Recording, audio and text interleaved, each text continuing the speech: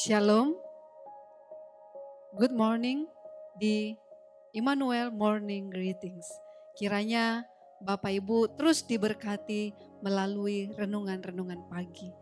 Mari kita sebelum melangkah kita berdoa. Bapa, kami memohon pimpinan dan kuasa Tuhan untuk kami diberkati melalui firman-Mu sehingga sepanjang hari ini kami merasakan damai dan berkat Tuhan. Dalam Kristus Yesus kami berdoa. Amin.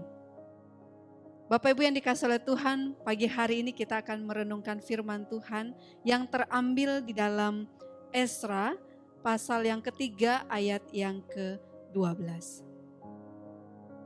Tetapi banyak di antara para imam, orang-orang Lewi dan kepala-kepala kaum keluarga, orang tua-tua yang pernah melihat rumah yang dahulu, menangis dengan suara nyaring ketika peletakan dasar rumah ini dilakukan di depan mata mereka, sedang banyak orang.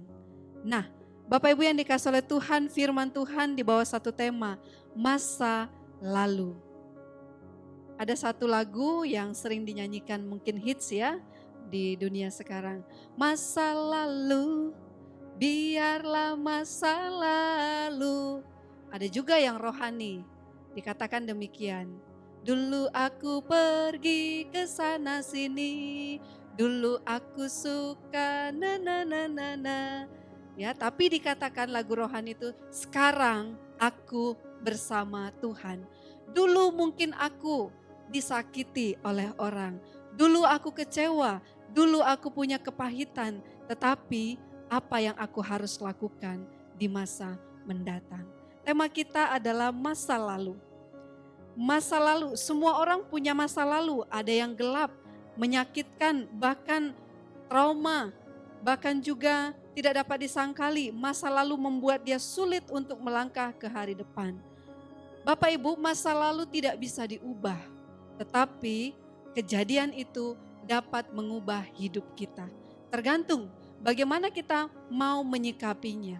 Bagaimana kita mau mengambil suatu komitmen di hadapan Tuhan.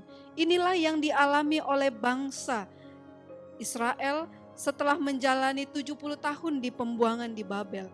Ketika mereka harus berada kembali untuk membangun bait suci Allah di bawah pimpinan Zerubabel.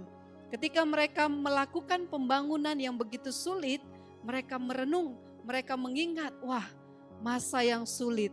Disitulah mereka dikatakan dalam kitab Esra, mereka menangis, mereka merenung, mereka melihat bagaimana pertolongan Tuhan. Tetapi satu hal yang harus kita pelajari, bangsa Israel tetap kuat untuk melangkah, meletakkan dan membangun bait suci Allah. Bangsa Israel dan orang-orang yang percaya kepada Allah tetap berkomitmen untuk memuji dan menyembah Allah. Bagaimana dengan hidup kita? Bagaimana dengan langkah kita ke depan ketika kita mengalami hal yang sulit, trauma, masa lalu, apa yang kita lakukan? Sebagai orang-orang percaya, mari kita mengambil langkah untuk meyakini berkat Tuhan menolong kita.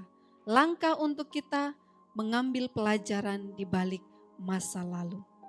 Kata bijak hari ini berkata, mari menjadikan masa lalu sebagai pijakan berharga agar kita dapat menyongsong masa depan cerah bersama Tuhan.